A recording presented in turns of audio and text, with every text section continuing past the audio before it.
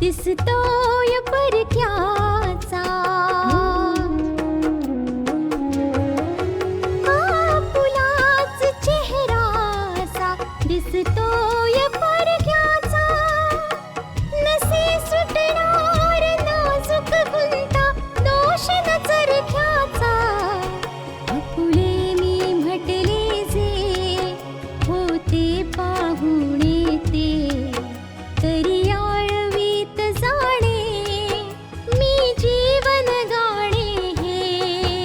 रेखा ही भाग्याची, रेखा ही भाग्याची, रेखा ही भाग्याची, रेखा ही भाग्याची. आतापर्यंत आपण पाहिलं न्यायालयात पुन्हा एकदा खटला सुरू होतो आणि त्या लग्नाला वैध न मानता न्यायालय विजय आणि त्याच्या घरच्या लोकांना जामिनावर मुक्त करण्याचा हुकूम देतं. सगळ्यांची मुक्तता होते आणि आशा या गोष्टीमुळे अतिशय दुःखी आणि चिंतित आहे. आशा नानांबरोबर न्यायालयाच्या बाहेर पडत असताना रिधिमा आणि सुहासिनी आशाला टोमणा मारतात की आता आशा विधवा पण नाहीये आणि सवाशिणेही नाहीये आणि घटस्फोटीत असण्याचा तर प्रश्नच नाही उद्भवत. आता पुढे पल्लवी मावशी सुखी राहा. देव करो तुला कायम प्रत्येक केस मध्ये असंच यश मिळतं आणि तू अशीच हसत हसत घरी परत यावीस. कृतिका मी मिठाई मागून ठेवली, पटकन घेऊन हिचं तोंड गोड करायचं. आत्ता आणते. क्या बात आहे मावशी, तुला इतका विश्वास होता की तू मिठाई आधीच मागवून ठेवलीस? हो, माझा स्वतःपेक्षाही जास्त तुझ्यावर विश्वास आहे. मला माहित होतं ज्या आत्मविश्वासाने तू न्यायालयात जात होतीस ना, तू ही केस जरूर जिंकशील. हो मावशी, तुझ्या आशीर्वादामुळेच मला आज हे यश मिळाले. मी माझं वचन पूर्ण करू शकले, माझा दावा पूर्ण करू शकले. आज आशीर्वाद देण्याकरता माझी मम्मी इथे नाहीये, म्हणून मी कायम तुला माझ्या आईच्या ठिकाणी मानलंय. आणि बघितलंस, मला खात्री होती की तुझा आशीर्वाद फळेल आणि यश मला नक्की मिळेल. Thank you so much.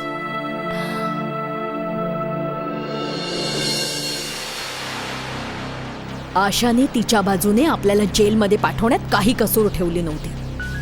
हे तर उपकार आहेत त्या पल्लवीचे, जिने आपल्याला वाचवले. बघितलंस मामा, ती पल्लवीच आपल्या मदतीला आली. जे काय असो रिधिमा, पण आशाने आपल्याला जो काही अडकवण्याचा प्रयत्न केला होता ना, आपल्याला जामीन मिळणं खूप कठीण होतं. खरोखरच जर पल्लवीने ही केस उलटवली नसती आणि आपलं डोकं चालवलं नसतं तर आजही आपण तुरुंगाच्या भिंतींच्या आड असतो आणि या आशापासून आपली कधीच सुटका झाली नसती. सुटका तर अजून पण झाली नाहीये. आता ही केस काय माहित किती काळ चालणार. भले कितीही काळ चालेल पप्पा, पण पल्लवीने न्यायालयात ही गोष्ट तर सिद्धच केली आहे ना की विजय आणि आशाचं लग्न म्हणजे लिगल नाही मानलं जाऊ शकत.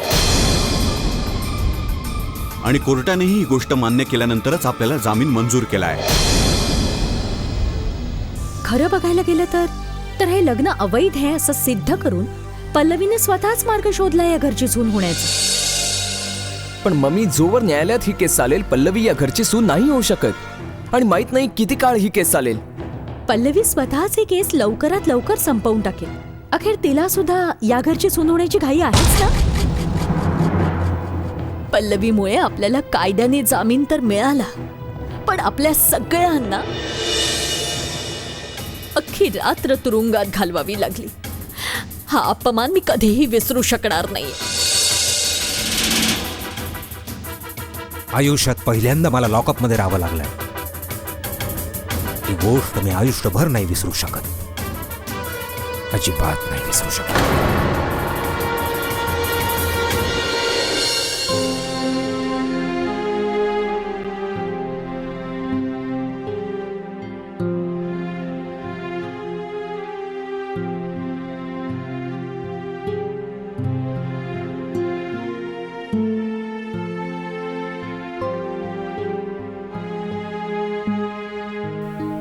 कशी आहेस बाळा?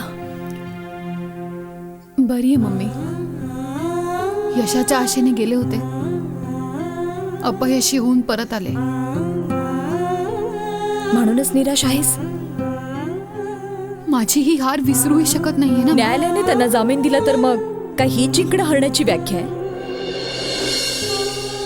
बाळा, लक्षात ठेव की आयुष्याच्या मार्गाने चालण्यासाठी खूप हिंमत आणि मनशक्तीची गरज असते. न जाणो किती संकट येतील, किती वादळ येतील, पण याचा अर्थ हा नाही की आपण मनशक्ती गमवायची, आपली हिंमत तुटू द्यायची. आणि आपल्याकडे काही ऑप्शन नाहीये बाळा की आपण निराश होऊन बसावं.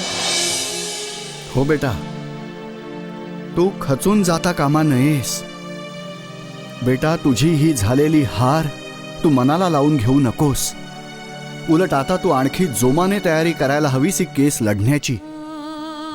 नाही बाळा, माझी मुलगी कमजोर नाही आणि मी माझ्या मुलीला अशा प्रकारे तुटून पडताना किंवा असं निराश नाही बघू शकत. मला तुझा अभिमान वाटतो बाळा, कारण मला माहिती आहे की तू एक खूप स्ट्रॉंग मुलगी आहेस. आयुष्यात भले कितीही प्रॉब्लेम्स का नाही येत, मला एका गोष्टीचा विश्वास कायम आहे की माझी मुलगी एका पहाडासारखी आहे. कितीही संकट तिच्यावर का नाही होत, पण माझी मुलगी अजिबात नाही तुटणार.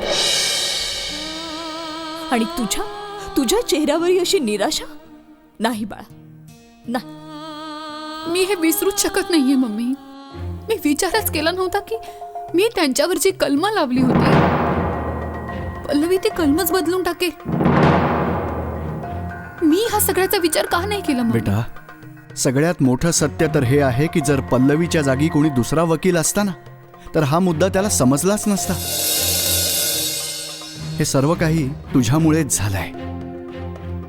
तुला आठवतंय बेटा, जेव्हा तुझी स्मृती परत आली होती तेव्हा तू कायदेशीर दृष्ट्या हे लग्न अवैध आहे असं म्हटलं होतंस. पल्लवी समोर म्हटलं होतंस की आपला कायदा ह्या लग्नाला वैध नाहीच मानू शकत. हो नानू, ती माझी मैत्रीण होती म्हणून मी स्वतः तिला ही गोष्ट सांगितली होती. पण मला नव्हतं माहिती की मी बोललेल्या गोष्टीचा माझ्या विरोधात अशा तऱ्हेने वापर करेल. पण सत्य तर सत्य असतं. ते लपवलं तरी ते खोटं तर नाही ठरत. ही गोष्ट वेगळी आहे की पल्लवी आज विजयच्या खोटेपणाच्या जाळ्यात अडकली, पण उद्या तिच्या समोर सत्य येईल आणि तिला सगळं काही समजेल. आशा, तुला सर्वात आधी स्वतःला या नैराश्यातून बाहेर काढावं लागेल बेटा. स्वतःला सावरावं लागेल बेटा. हो बाळा, ही छोटीशी हार तुझ्या टॅलेंटवर अशा प्रकारे घाव नाही घालू शकत. तुलाही माहितीये की तुझी क्षमता काय आहे, तू किती टॅलेंटेड आहेस, किती स्ट्रॉंग आहेस. हो बेटा, जीवन एक संघर्ष आहे आणि संघर्षाचा अर्थच हार आणि जीत आहे. तुला जर सत्याच्या मार्गाने चालायचं आहे तर चाल अवश्य. तुला जर सत्यासाठी लढाई लढायची आहे तर लढ. पण ऐक, कोणत्याही लढाईमध्ये जिंकण्याचा विचार असता कामा नये. नाहीतर हार अशा प्रकारे निराशाच पदरात टाकते. आणखी एक गोष्ट लक्षात ठेव बेटा, संघर्ष करून मिळवलेल्या विजयाची गोष्टच काही और असते.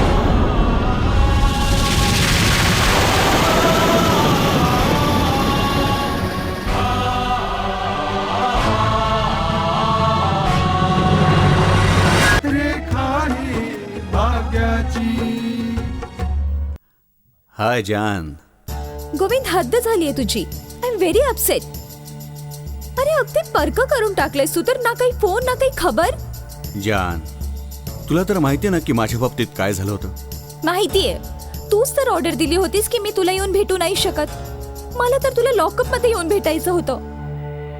मग म्हटलं की तू रागवशील माझ्यावर. बरं झालं तू मला भेटायला नाही आलीस.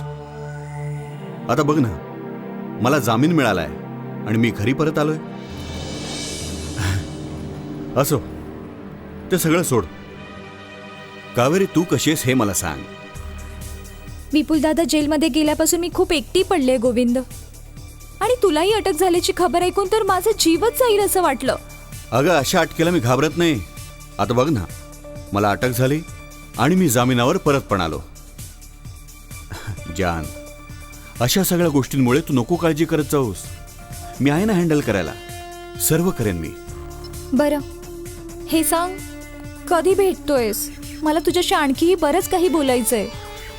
मी पण तुला भेटण्यासाठी अगदी आतुर झालोय. ठीक आहे, मी वेळ काढून तुला भेटायला येईन. गोविंद, कुठे आहेस? लवकर ये ना. हे बघ, जामीन तर मिळालाय. आता ही केस पुढे कशी न्यायची ते बघायचंय. हां, मी तुला नंतर फोन करतो. Okay, bye. Bye. Riddhima darling, मी आलो. बहुतेक त्याची बायको आली असावी. कबाब में हड्डी.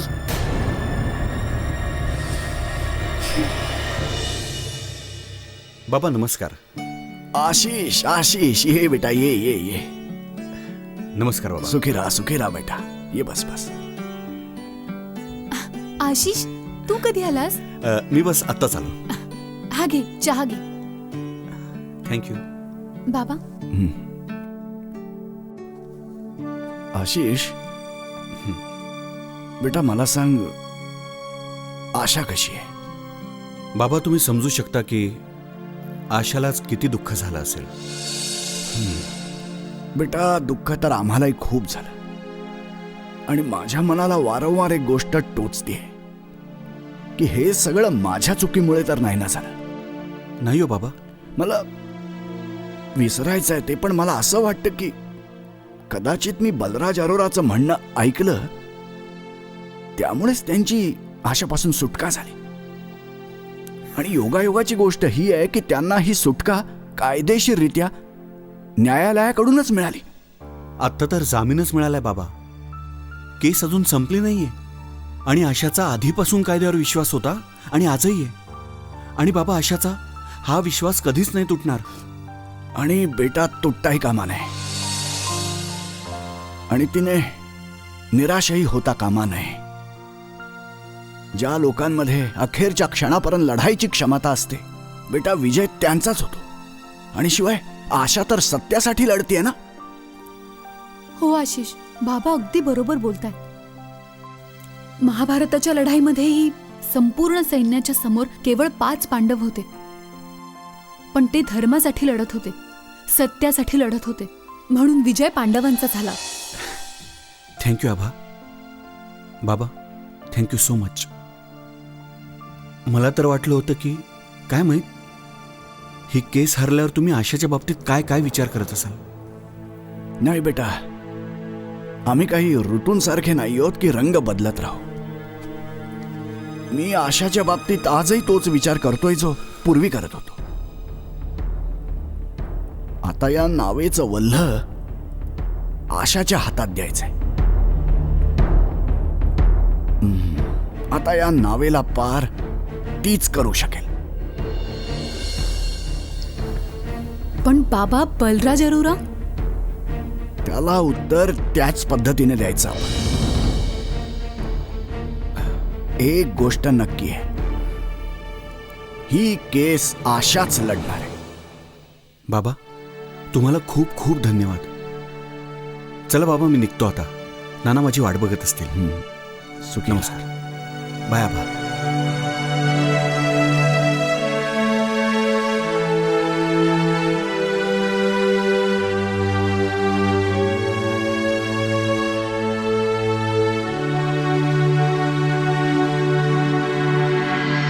रेखा ही भाग्याची.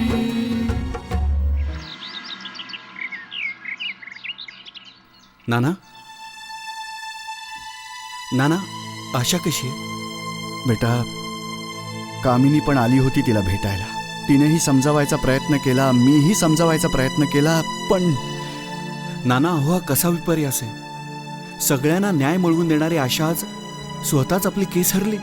बेटा, या मागेही परमेश्वराची काहीतरी मर्जी असणार. ते म्हणतात ना की उत्तमातला उत्तम डॉक्टरही स्वतःचा इलाज कधीच करू शकत नाही.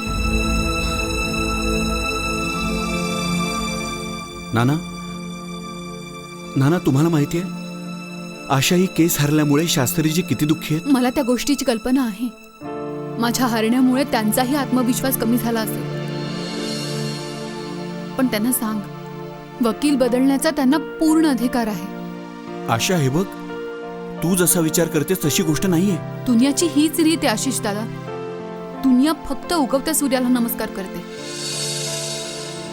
दुनियेत असे लोकही आहेत ज्यांच्यासाठी या गोष्टीला काहीच महत्त्व नाही.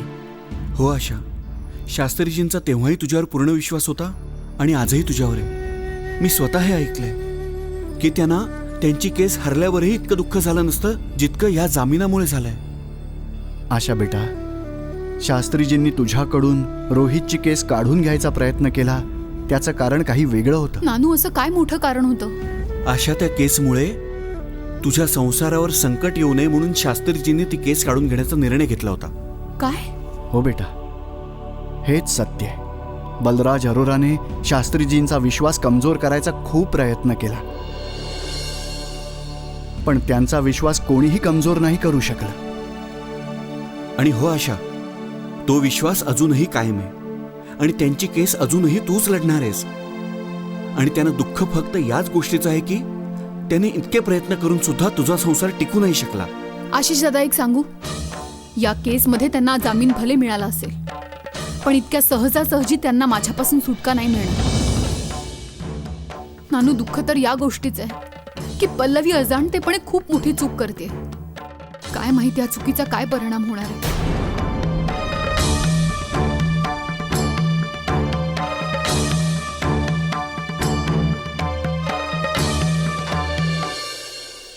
हाय विजय.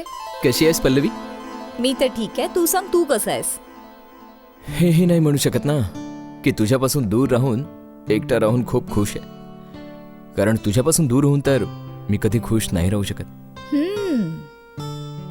जर दूर राहून इतकाच त्रास होतोय तर जवळ आणण्याचे प्रयत्न जोरात सुरू कर. अरे, मी तर उद्याच माझ्या पप्पांना मावशी आणि काकांची बोलणी करायला पाठवणार होतो, पण काय करू, जोवर या केसचा निकाल नाही लागत आपल्याला वाट बघावी लागेल. हो, माहितीये. वेल, या केसचा निकाल लवकरच लागेल. जाऊ दे, तू हे सांग की मम्मी आणि पप्पा कसे आहेत? अरे, जेव्हापासून आम्ही घरी परत आलोय तुझ्याच नावाची चर्चा सुरू आहे. खरंच सांगतो पल्लवी, माझ्या घरच्यांच्या मनात आशाविषयी जितका तिरस्कार आहे तितकंच तुझ्याविषयी प्रेम. आता तर माझीच नाही, सगळ्यांचीच ही इच्छा आहे की तू लवकरात लवकर सून होऊन या घरात यावंस. बस. पण तू मला खुश करण्यासाठी तर हे नाही बोलत आहेस ना? तुला अजूनही या गोष्टीविषयी शंका आहे पल्लवी? अरे, तू तर स्वतःच या घरात येऊन पाहिलेलं आहेस. आणि पल्लवी, खरं सांगायचं तर तू माझ्यासाठी ते करून दाखवलेस जे कोणीही नाही करू शकलं असतं.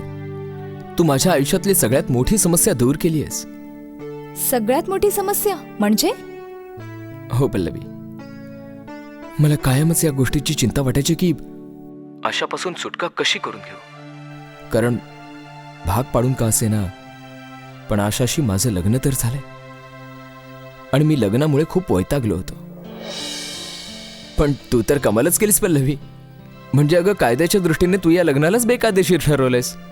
हो, आता तर घटस्फोटाचाही प्रश्न नाही येणार, कारण जर हे लग्नच अवैध असेल तर घटस्फोटाचा प्रश्नच नाहीये. पल्लवी, एक गोष्ट सांगू, तू माझ्या मनातच नाही तर तुझ्या हुशारी आणि गुणांमुळे या घरातही स्वतःचं स्थान निर्माण केलेस.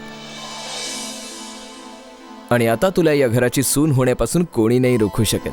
बस असं समज की तुझी जागा या घरात रिकामी आहे. तुला जेव्हा हवं तेव्हा या घरात येऊ शकतेस. हो विजय, तो दिवसही खूप लवकरच येईल जेव्हा मी आणि तू एकत्र असू. यू नो व्हॉट, मी सुद्धा त्याच दिवसाची वाट बघतोय. बस काही करून जिजूंची केस व्यवस्थित सॉल्व्ह होते, कारण आता या घरात जिजूंच्या केसची चर्चा सुरू आहे. आणि खरं सांगायचं तर तुला जिजूंना वाचवायचंय. आणि एकदा ही केस सॉल्व्ह झाली ना की बस तू आणि मी. And you know what, I really love you. Bye. Bye.